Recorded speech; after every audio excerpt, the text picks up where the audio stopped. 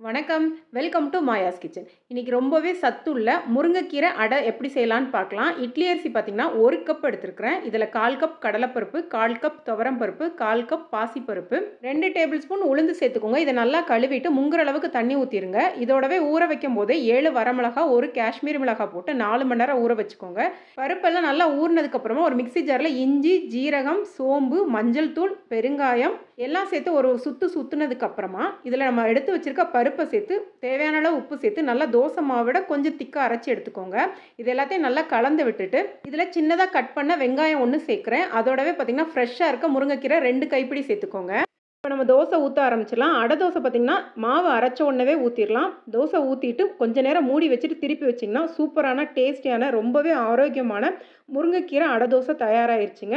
இதுக்கு best combination பார்த்திங்கன்னா அவியல் இல்லாட்டா தேங்காய் சட்னி தாங்க. ட்ரை பண்ணி பாருங்கள். வீடியோ பிடிச்சிருந்துச்சுன்னா லைக் பண்ணுங்கள், ஷேர் பண்ணுங்கள். நன்றி.